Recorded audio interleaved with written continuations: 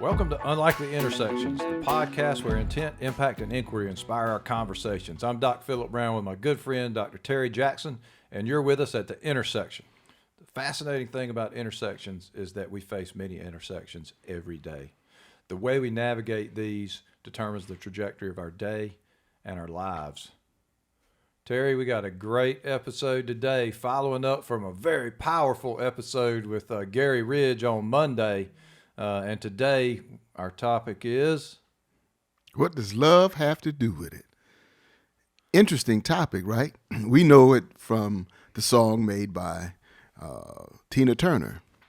But as we had Gary on our episode Monday, he began to use the word love as it relates to his organization.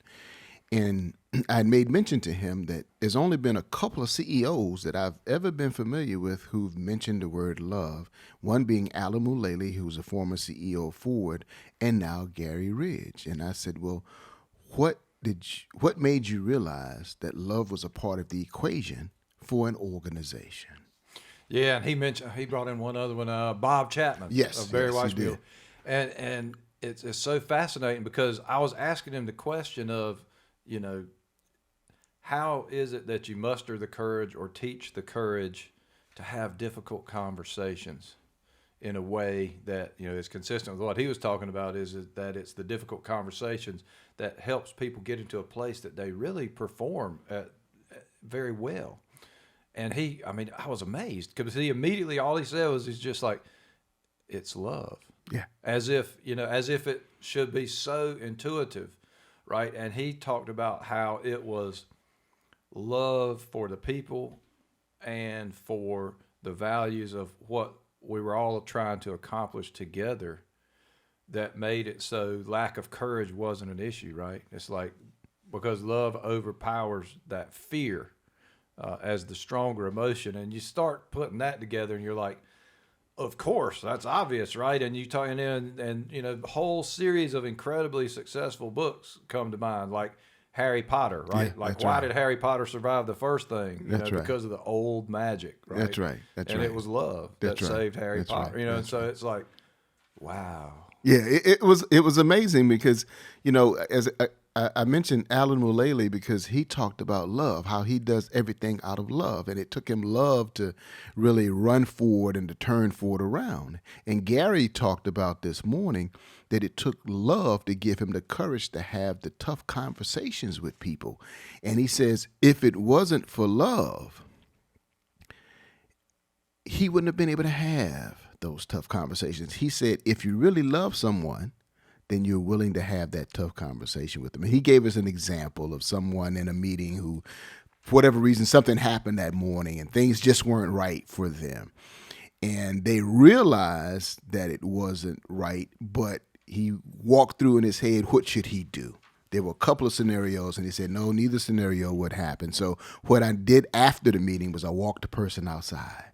And as I walked the person outside, I'd look behind a car, and I look behind the trash can, I look behind a bush, and the person says, so what are you doing? He says, I'm looking for you, because I realized that you weren't in the room.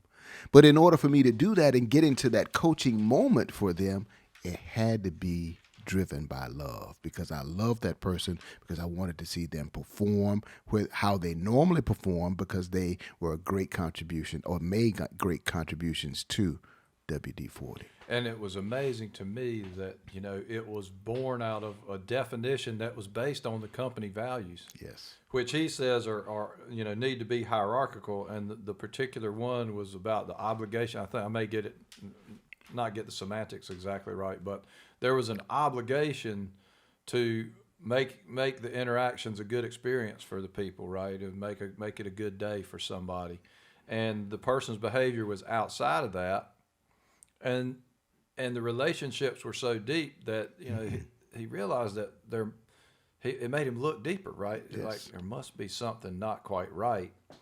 And it's really important that we use that same value in our interaction with this person too, because the same holds true for me as holds for that. So I can't correct it in the moment. Right. I need to let it run its course, and then I need to find the right way Yes. to diffuse it and to figure out what's going on. And, you know, and then ultimately the rest of the story is powerful because the person ends up owning what had happened based on some events in his particular life, and bringing that back to the group, and just being accountable to that, and saying, you know, I was outside of what this meant. It was it was a extremely mistake. powerful. And one of the most important things about it was how he handled it.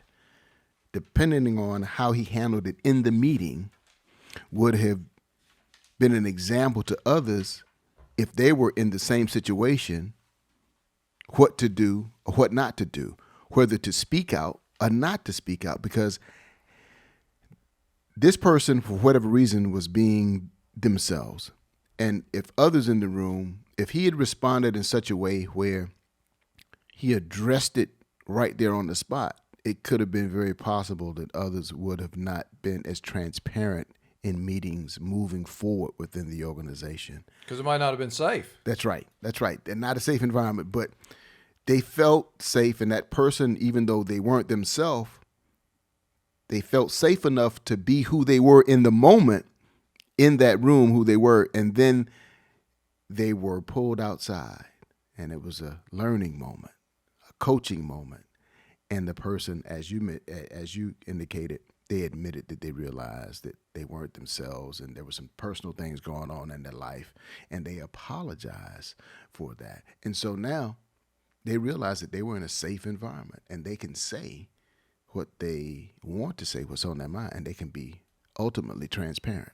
And it's such a powerful building experience done that way, because you realize how there could be different forms of that happen all along the way. And it might not even be the CEO that recognizes it, right? Like it might be another member of that team that recognizes maybe it's a more subtle thing in another person, and they know that they have the obligation now to basically go first check and see if that person's okay, right?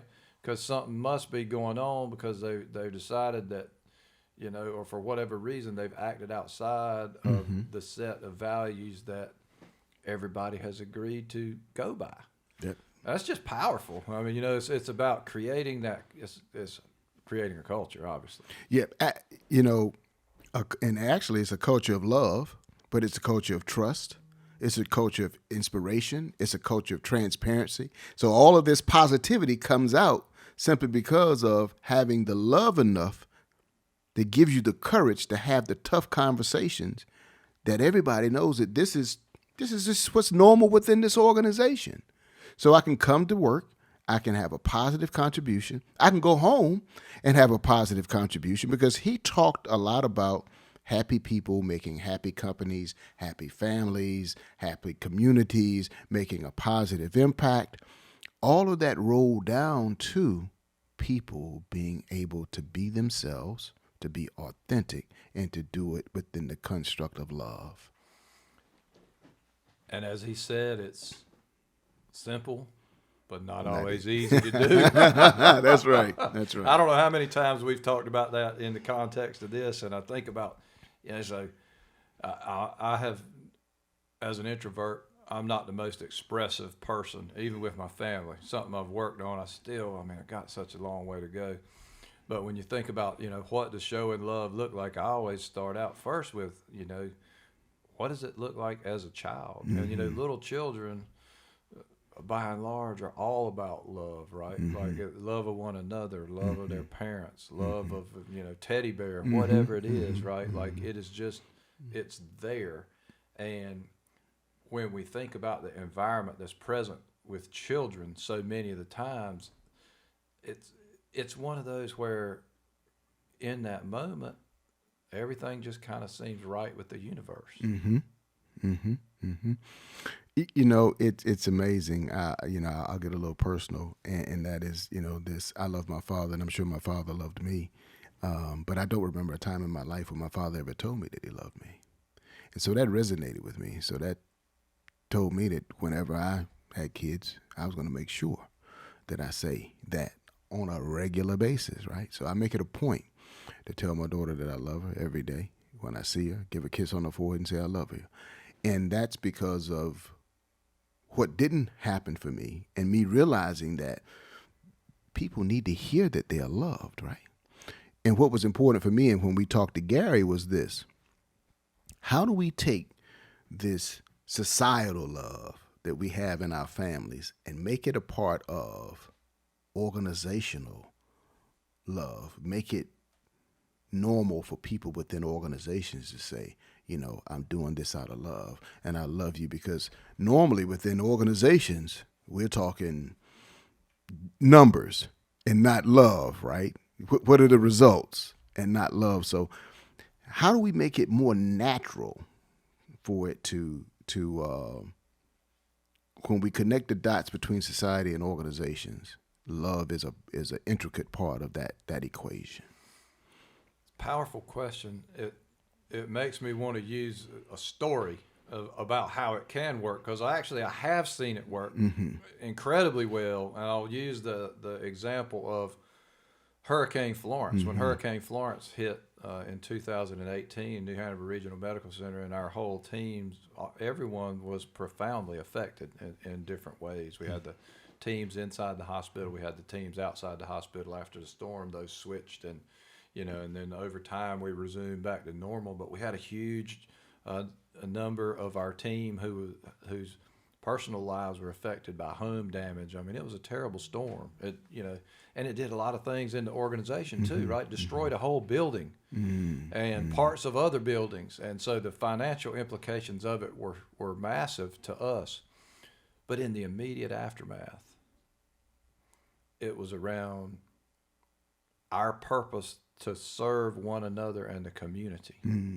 And so, not only do we do what we do in the community, getting everything back open, providing access for healthcare in the traditional ways, in other ways, which we discussed in an episode, how you and I actually met was based on some of that. Right. And then, but really how we had a relief center for our team where they could come in and get supplies they needed to, in some cases, just clean up. In other cases, replace things that were totally destroyed.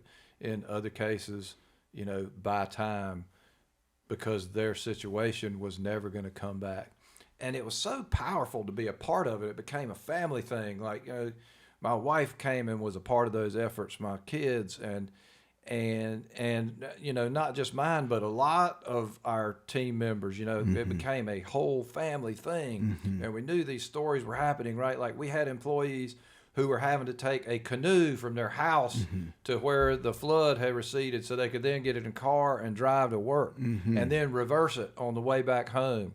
But their dedication to their fellow team members was such that they were fulfilled by doing that, and they felt like they needed to do that at that time.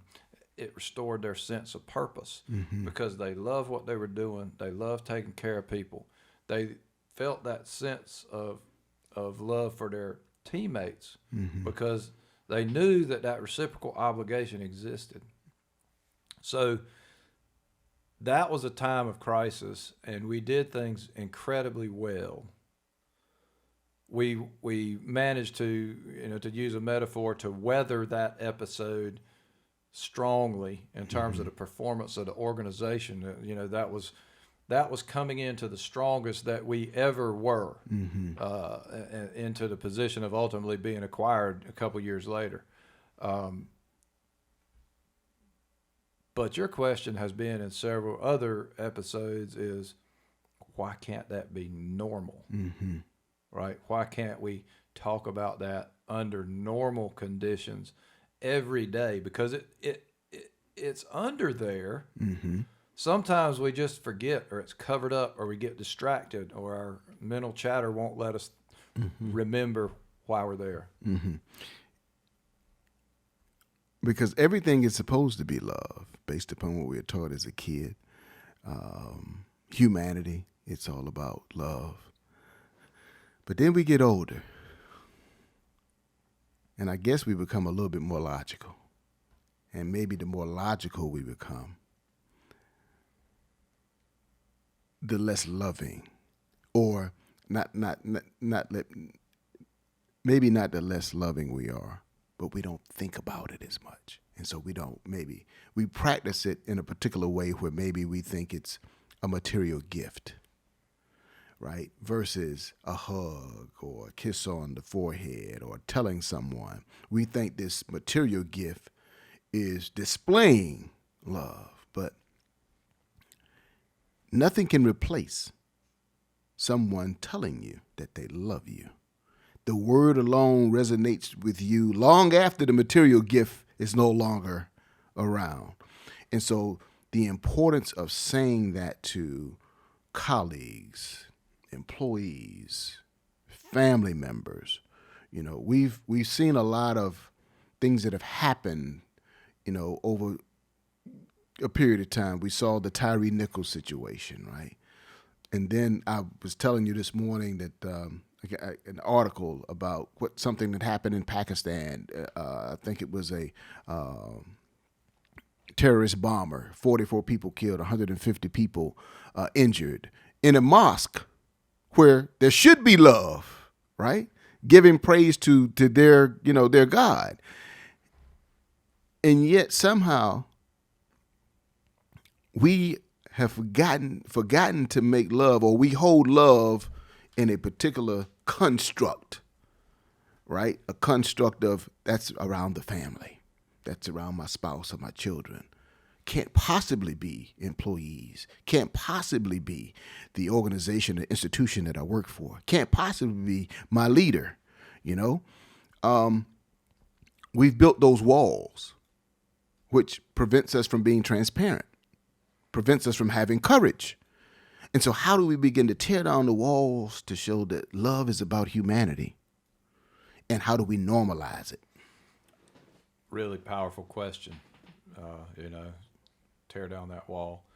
I talk about it a little bit in my book that'll be coming out in just a few weeks. Do You Speak Patient? Mm-hmm. And it's one of the aha messages in there which talks about really the love relationship between a surgeon, because I'm using myself as the example, could be any medical professional, and the patient, right?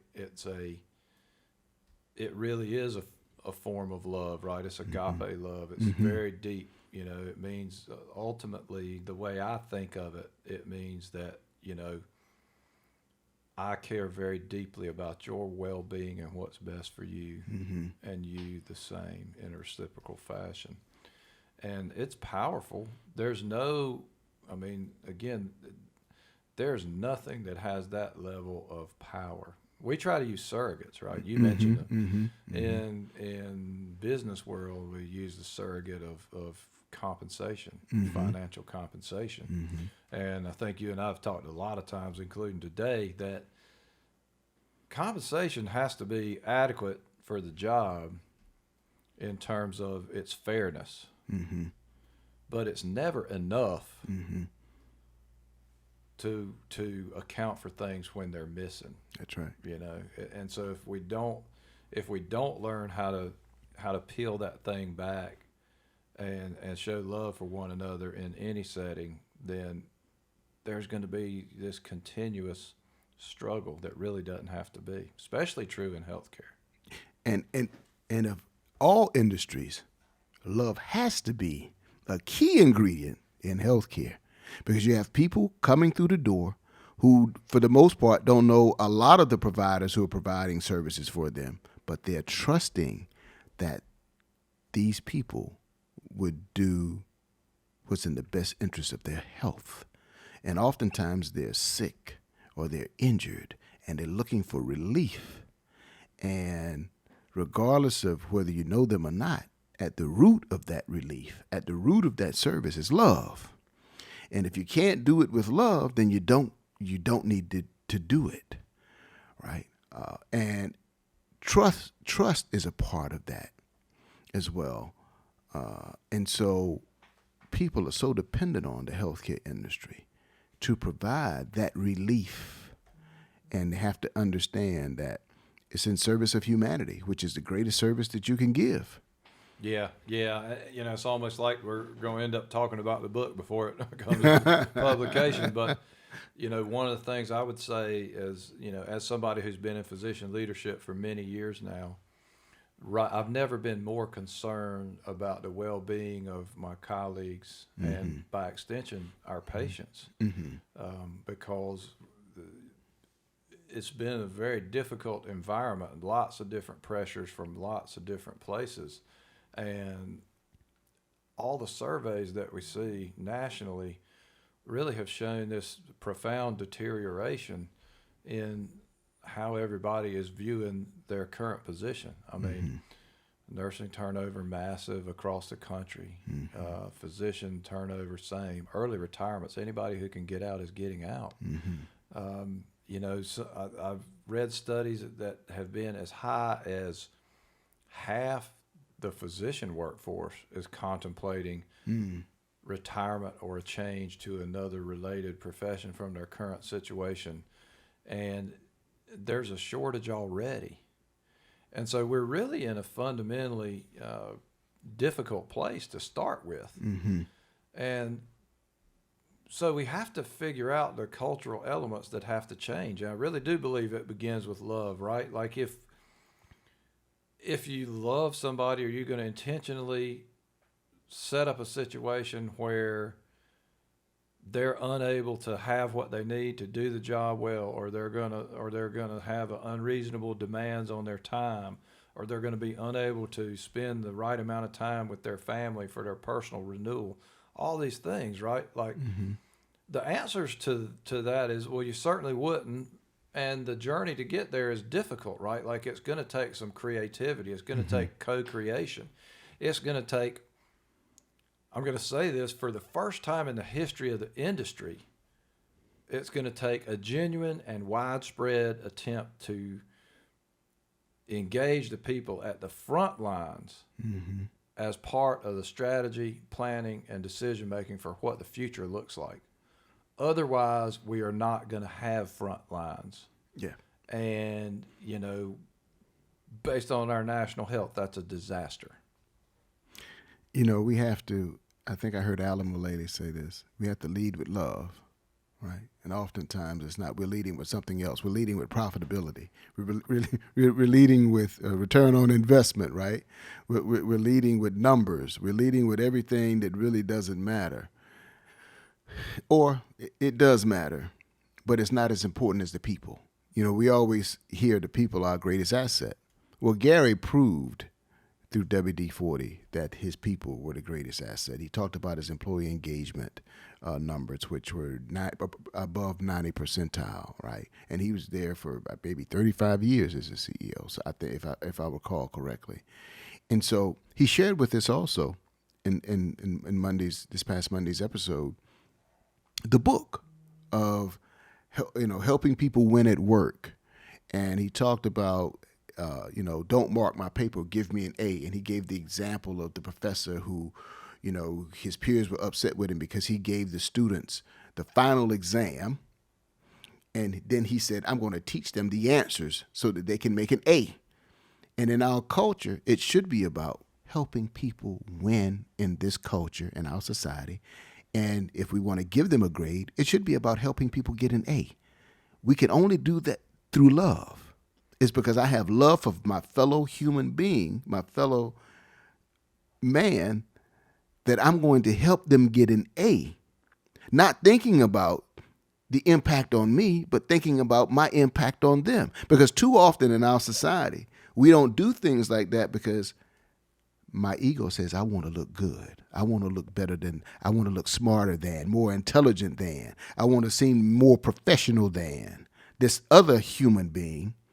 When in fact, if I help us both, if we both win by me helping you, there is no loss for me for helping you. I've helped make society a better place. And I only do that if I'm rooted in love. Yeah, I mean, you know, I'll give you an example. A very dear friend and mentor of mine last week said, you know, in the wake of what turned out me being laid off, said, come up with some good ideas and we'll figure out how to make it happen, right? He said, your success will be my success. And that's a kind of love, right? Like that is, we can we value each other. We can work to create something together, to co-create, as you've written about in your latest book. You know, and at the end of the day, we're going to come up with something special, and we're both going to share in it. And we're both going to share in it, and it's for the greater good. And it's amazing because, you know, Gary talked about the whole growth of WD-40 during his time there, and which was basically logarithmic. Yes. and it was based on the principles that he talked about of loving the people, taking care of them in a way that gives them what they need to succeed, coaching them, even if it's difficult. And that's really possible anywhere. And we're not seeing enough of it across the country. And there was one word that he mentioned that was key to it all. And he says you have to be committed to it. You have to be committed to it, right? You're going to put this all in place. And if you're committed, you don't think about it being an expense. It's a day-to-day commitment to having a great culture. It's a day-to-day commitment to having a great culture, not only at the organization, but I'm going to say in the family. Because oftentimes we don't think about culture and family because we're always talking about it within an organization. But what culture does your family have? And it takes a commitment through communication, right? Through sometimes what I'm going to say is we have to compromise because it's not about us. It's about the greater good. So the greater good for the family, the greater good for the organization.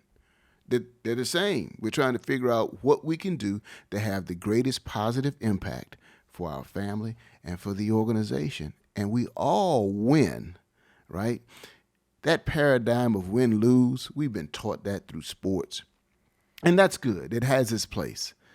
But in the real world, we can all win together. Now, my winning might not look like your winning, and I understand that. And that's where we have to get the people to. And that's all done through love. I can love it. Hey, if the pie is 100% and Dr. Phillip gets, 70% and Terry Jackson gets 30%, so what? We both won. Yeah, and it kind of reminds me the recent commencement address I gave at UNCW, which in retrospect I clearly wrote so that I could go back and listen to it after last week. But it talks about how interdependent we are, and how there's a reciprocal obligation to allow my truth to be affected by your truth. Which means, we've got to communicate, we've got to do all those kind of things. And at the end of the day, neither one of those truths are precise, right? They're just the reality each of us created. And as we go forward together, a lot of times there's a third way in there, right? We used to talk about, one of the things I kind of heard coming up was there's three sides to every story. There's your side, my side, and what happened. But actually there are more sides than that, right? Because the truth isn't necessarily in the middle, right? It's all true. That's right. Based on our personal reflections of what happened. It's true. It's vivid. It's the movie that was my life. Everything that's happened to me. It's true. That's right. Same for you. But as we try to do things together, we have to navigate the in-between parts. That's right. And I love the concept of love in that context, right? Because what you're really talking about is a deep respect and a love of humanity. Right. A topic that we address frequently. Yes. And your truth being your truth and my truth being my truth, but it all being the truth, and we understand that there's some gap there. In order for us to work together to close that gap, it has to be done out of love, right? Because it's about understanding. It's about understanding, and it's about combining my truth with your truth to make the fourth, the fifth, or the sixth truth by closing this gap, so that we can move forward together and make a positive contribution toward society. Yeah, at least the next step, right? Yes. We don't have to plan out what's going to happen 28 steps down the road. And it's just an illusion that we can even do that, right? Right. Because there's That's so right. many different factors that we have no ability to control.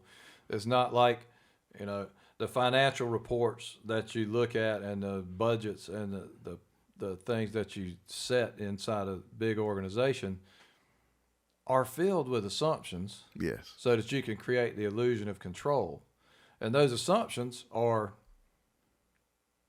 viable things that could be reasonably expected to happen. Right. But it doesn't mean they will, and often they don't, right? And so, but it gives you a starting point. Yes. And then as you go along throughout the year and so forth, you course adjust.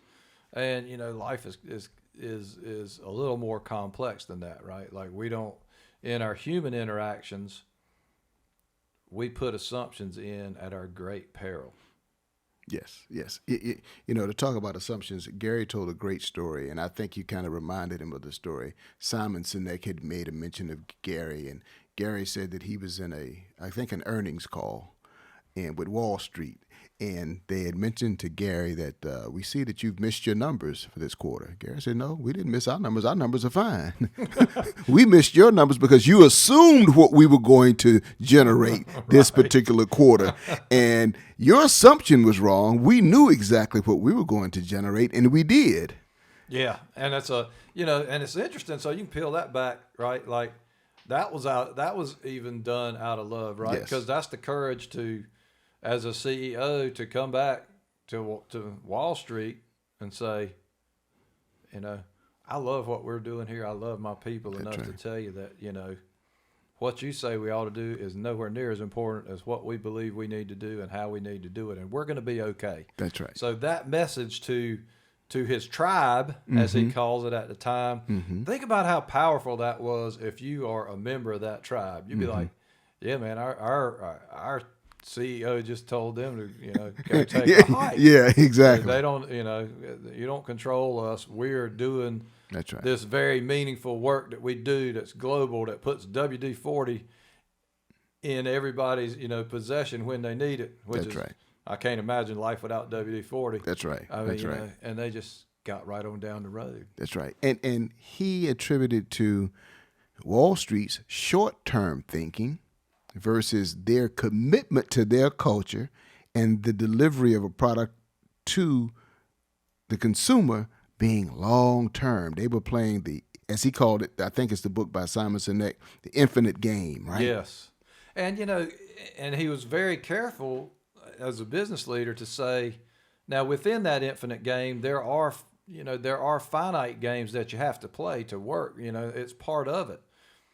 But the message that I took from it was that one must never lose sight of the big picture. That's right. Is what he was saying, That's right? right. Never lose sight of the big picture, that this is intended to go way beyond me. That's right. Right? It's another greater good piece that is in there. And we also talked about a topic that's near and dear to my heart. I love a book, Gung Ho, by Ken Blanchard, who co-authored his book about helping people win at work, and who Gary said was one of his mentors from way back. But, the Gung Ho book, they're real clear that the purpose of that company in that book is not about what they do. It's really about who they are and what it means to the people that are on that team. It's their knowledge of sense of purpose, right? They're there, and maybe it's a dominant company in a town or a region. That's a whole different set of responsibilities than it is if you're just a tiny little player, because you affect so much based on how you treat people, what you show, how you deliver, how long-term a vision you have, because the community is going to see the well-being of that entity as crucial to the well-being of the community as a whole. And so it's an awesome responsibility that you just have to, again, it comes back to but you have to look at it with soft eyes, and you have to look at it with love, right? Like if I love the place I am, the community, my friends, neighbors, and family, then as an organization, I'm going to behave a certain way that nurtures that and allows that to continue to grow and function beyond any period of time. And to me, that's kind of always been at the essence of my personal leadership philosophy, even though I can't say it as clearly as what, Ken Blanchard and Gary Ridge can. So it was great to have him on and be able to kind of clean that up a little bit. And he said this too. Love isn't a soft word. People like to think of love as being a soft word, but it's not. It's probably one of the strongest words in our vocabulary, but we have the perception that it is soft. And as I think about tech companies mired in technology and numbers, and the lack of soft skills that exist amongst a lot of the techies, and we see it play out every day. The missing ingredient is the word love, because that makes them more human. It makes them more empathetic, more compassionate, more sympathetic, not just a driver of numbers. I can think of stories that I've heard about Amazon and how they treat their people. And it's obvious that love is a missing component with what they do and who they are, because it's not a part of who they are. But it was obvious with Gary and WD-40 that love was a part of who they were, who they are, and still are. And I like the word he used. He's a refired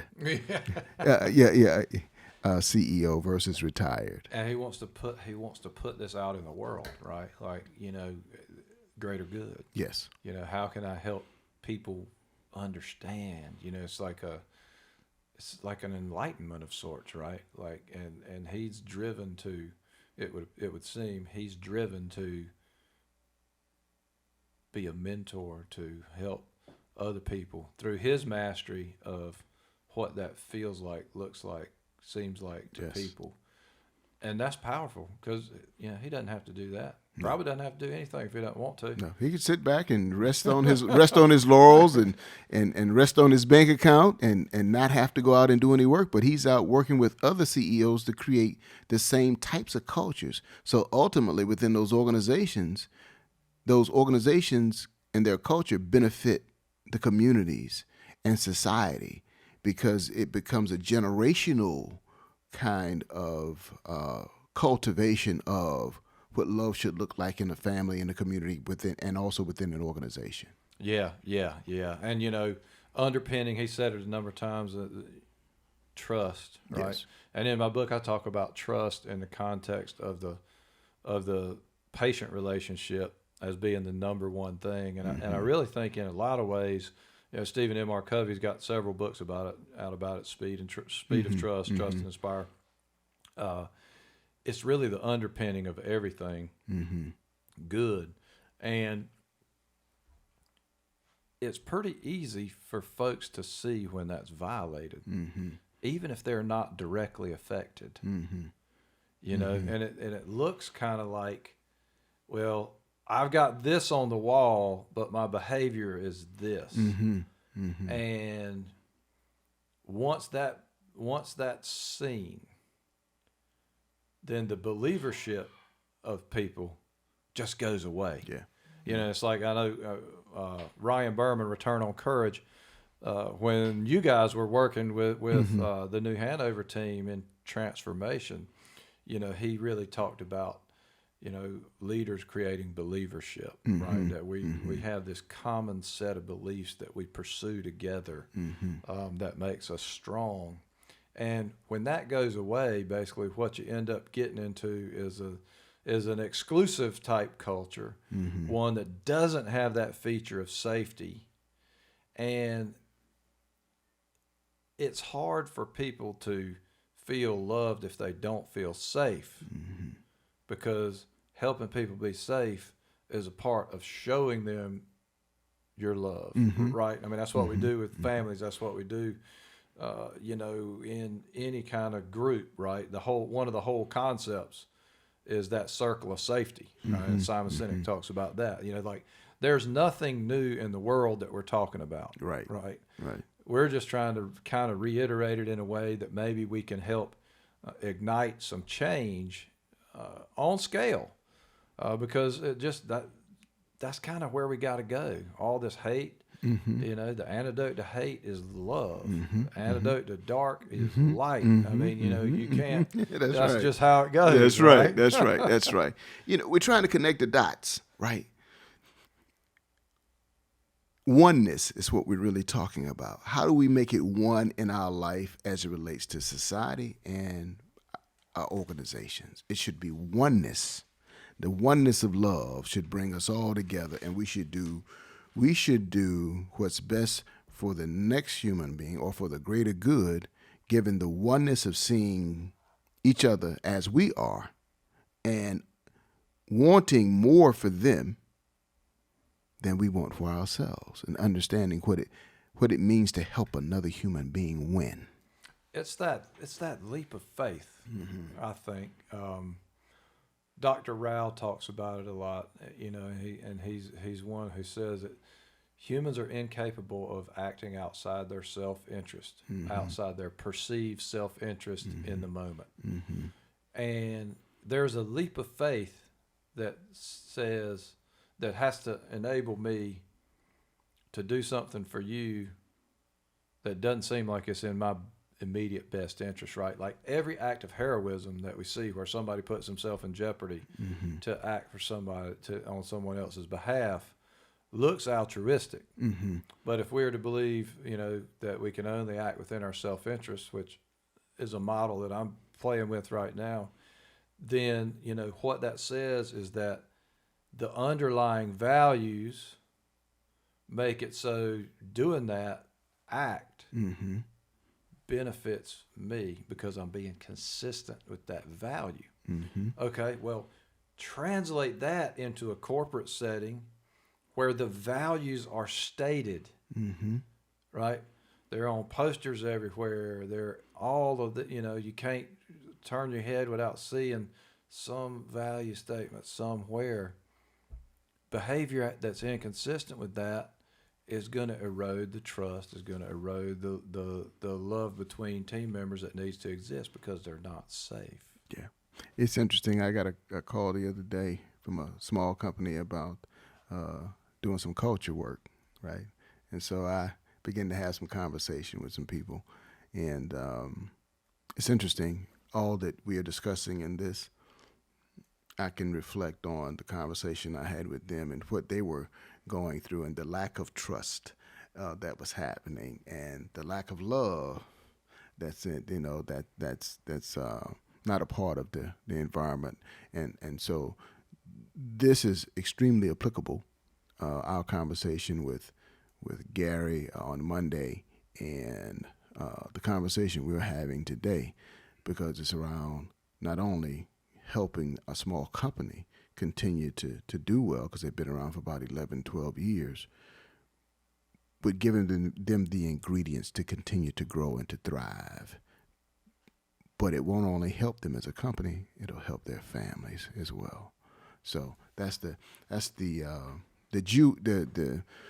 joy and the beauty of this, because we take it so for granted around, oh yeah, that's just the culture of the organization. You know, we never talk about culture of the family, right? And so we're showing people how to bring all of this together as one. Yeah, I mean, you know, there's so much power there, and you know, one of the nice things about the position that I find myself in now is the opportunity to reflect and understand, you know, more about myself in order to be able to go forward and do good in the world. Basically, that's right. Whatever that means, right? Because that'll connect to my purpose, right? And you know, I have made the resolution that I'm going to be highly selective in who I work with in these areas, right? Because we really do need to rebuild a lot of these things, which means that we have to go in and assess readiness. Yes. You know, and so I have to, people who believe these kind of things are important, who are doing the similar work, really needs to work with organizations that are ready to put in the work and start building them, right? And then growing it from there. Right. Whether it's individual coaching for folks or whether it's organizations that are ready to do the work of what it means to really have a deep culture, that's not afraid to talk about what it means to love your team members, right? As you say, you got your saying, right? We played together, we sweat together. Yeah, that's right? right. All That's of that, right. That's right. All of that. That's right. And that's really what it's all about, And when we get that right, a lot of these bigger societal issues that everybody's throwing their hands up because we can't deal with the hate we see all around us. Well, those are just reflections, So everywhere that we have a chance to pour in positive things, we'll begin to see those reflect out. Yes. But, until then, we'll continue to see a lot of the reflections we've seen recently. That's right. That's right. That's right. Because so much is happening without love, right? Because oftentimes people don't really understand it. You wake up one morning and you can understand what people are saying because you have you understand the language now, and you hear the word love. And very few people go to the dictionary and take a look at it and see what it actually means. Very few people assess what it means. Everybody just assume, yeah, I'm in love with so-and-so, so-and-so. I love so-and-so, so. But what does it really mean, right? You got to have a deep affection, an intense feeling, right? And without knowing what it means, it's so easily used, but not understood. And people don't know, but yet they think they're utilizing this thing called love, and they're not. Yeah. That's powerful, and it's I think it is based on our culture right now. It's taboo to talk about it. It's where we opened almost, right? Like, somebody gonna make fun of me if I say. Yeah, because they're gonna think I'm soft. Right. Yeah. But it's not really. We talk about it in a generic sense, right? Like love of sport, love of the game, love of something intangible. That can get us in trouble, right? It kind of starts actually with love of yourself, right? Not in a narcissistic kind of way, but in that deep kind of, I'm okay. It's gonna, it's gonna be okay for me. I gotta figure out how else and who else I need to connect to in order to have good things happen in my life. And when we can get to there, and there's no reason why we can't, right? Where there's ample evidence. The Florence story was one of them. There are many other stories and many other companies, many other teams who have rallied behind one another. Because at the end of the day, for me, mostly, real love is a human thing. Yeah. Right. It's not, That's I right. might say, I love my sneakers I have right now. Right. But that's not really what we're talking about. No, because 5 or 6 months, if I'm exercising regularly, guess what? They're gonna be worn They're out gonna be anyway. I ain't worn gonna love out. That's right. I'm gonna want to replace them because I hate them now, right?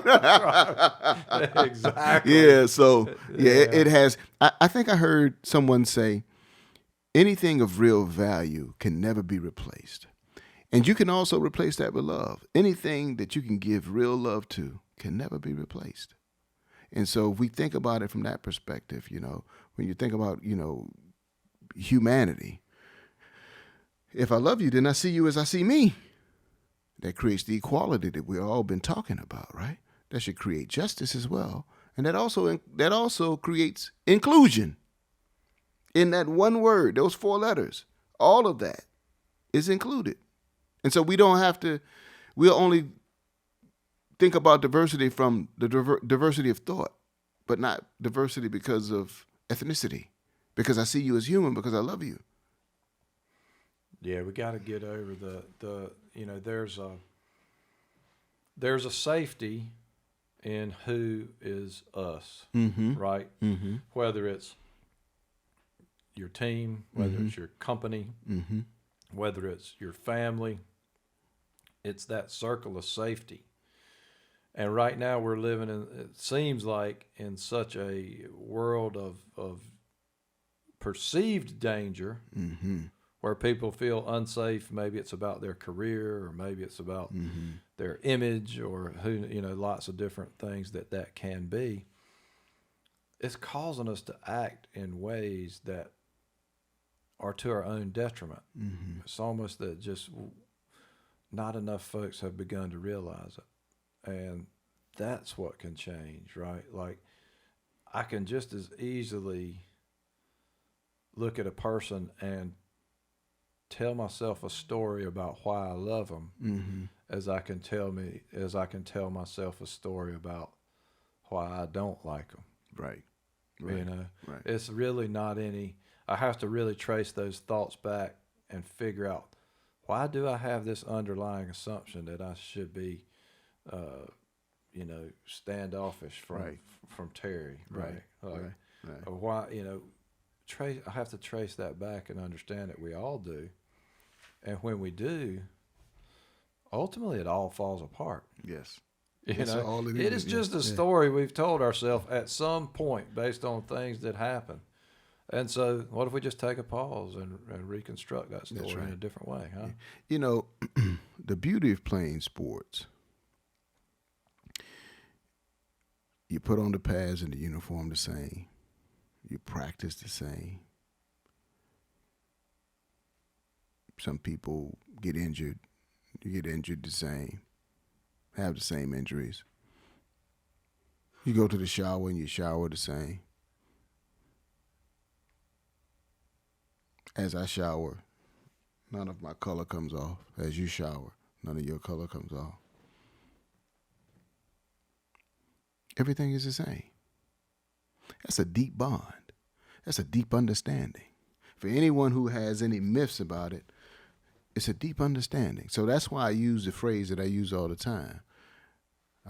We sweated together. We've cried together. We've bled together. That's a bond. Kind of seen as an obligation that I'm going to treat you the same. We were all on the same side, doing the same things. We're pushing for the same, as companies do. We're trying to win at whatever game by having the highest score on the scoreboard at the end of the time, when the time is over, right?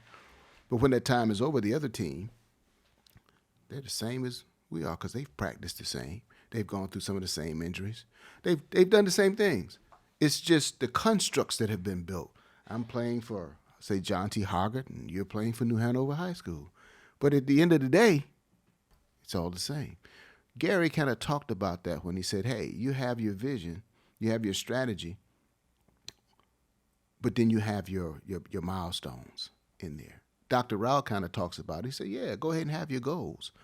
But at the end of the day, understand it's long term, right? And you kind of forget about the goals because you want to be caught up in the process. So what we have to do is create this thing, this process for love.